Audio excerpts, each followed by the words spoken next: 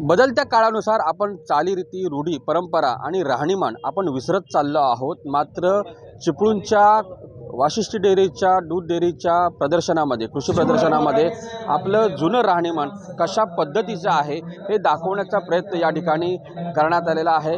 चिपळूणमध्ये हे सावरकर मैदानावरती हे प्रदर्शन सुरू आहे आणि या प्रदर्शनामध्ये सर्वांचं आकर्षणाचं ठरलेलं आहे जुनं घर.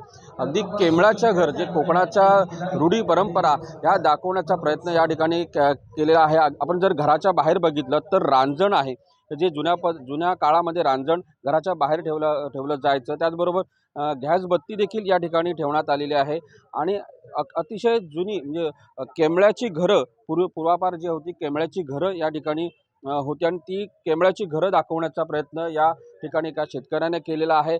अगदी बारीक बारीक ज्या गोष्टी कोकणी घरामध्ये असायच्या त्या गोष्टी दाखवण्याचा प्रयत्न केलेला आहे. मग या ठिकाणी जातं असेल, रोली असेल, अशा विविध वस्तू या ठिकाणी दाखवण्याचा प्रयत्न केलेला आहे. आपण या ठिकाणी जर पाहिलं तर या या वस्तूला आपण पायली म्हणतात, जे कोकणामध्ये प्रामुख्यानं शेतकऱ्याच्या घरामध्ये आढळते ती पायली. आणि या पायलीच्या माध्यमातून मोजमाप हे धान्याचं केलं जातं आणि ही पायली या घरामध्ये देखील मांडण्यात आलेली आहे. त्याचबरोबर या कोपऱ्यामध्ये देवघर आहे. या देवघराच्या माध्यमातून आपण जर पाहिलं तर कोकणाच्या घरामध्ये प्रत्येक घरामध्येच हे देवघर असतं, जे वेगळं असतं. त्याच्या बाजूला जर जाता आहे, त्या ठिकाणी कोकणामध्ये मांडणी असते आणि त्या मांडणीवरती वेगवेगळ्या पद्धतीची भांडी, अगदी तांब्याची, इथे प्लॅस्टिकचा वापर अजिबात या ठिकाणी केलेला दिसत नाहीये.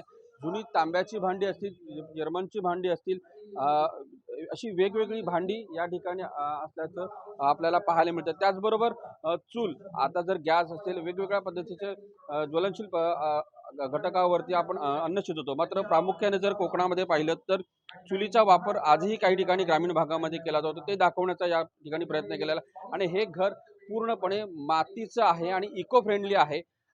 या घरामध्ये जर आलं तर या आरोग्यदायी देखील या घरामध्ये आपल्याला मिळतं. अतिशय थंडावा या ठिकाणी आपल्याला पाहायला मिळतो. लाकडाचा, मातीचा वापर या ठिकाणी केलेला आहे. आपल्यासोबत या घराचे जे बांधकाम ज्यांनी केलं आहे आणि ही प्रतिकृती या ठिकाणी उभारलेली आहे ते आपल्यासोबत आहेत. काका, मला सांगा, नेमकं हे घर उभारण्याचं नेमकं कारण काय? तुमचं गाव कुठचं, काय सांगाल? माझं गाव धामणवणे पेटलेवाडी. मी इथे राहतो, बाजूच्या शेजारीच असते. ते मातीचं घर आहे. मातीचं घर काळांतरी पहिल्यांदा होतं. हे आता नवीन घरं निघाले, स्लॅबची जांभ्याची बांधकाम वगैरे करून ते काम करतात. आम्ही मातीच्या भिंत म्हणजे मापं बनवून ते घर पूर्ण केलेलं आहे. त्याला सारवण दिलेलं आहे आणि जमिनी मातीचीच आहे, तिलाही सारवण दिलेलं आहे. जोता खाली लावले ते पण मापांचंच आहे. परत आपल्या घरी काटवट वगैरे हे जुन्या पद्धतीचे आहे.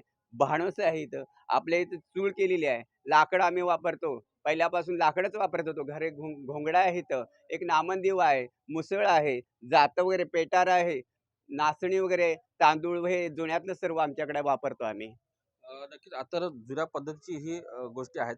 आताची घरं स्लॅबची असतील, दगडांची असतील आणि ह्या मातीच्या घरामध्ये आणि जांभ्याच्या दगडाच्या घरामध्ये असेल, स्लॅबच्या घरामध्ये याचा मातीच्या घराचा गुणधर्म नेमका काय सांगाल? आपल्या या मातीचा गुणधर्म असा आहे, ही मातीची जे घरं आहेत त्याच्यात थंडावा मिळतो, आनंद मिळतो.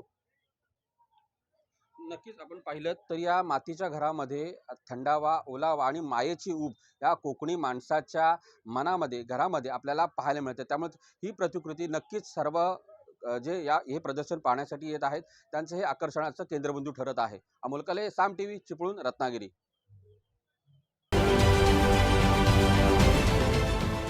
देश विदेशातील प्रत्येक घडामोडींचे लाईव्ह अपडेट मिळवण्यासाठी आता साम टीव्हीच्या सर्व सोशल मीडिया प्लॅटफॉर्मला लाईक, फॉलो आणि सबस्क्राईब करा.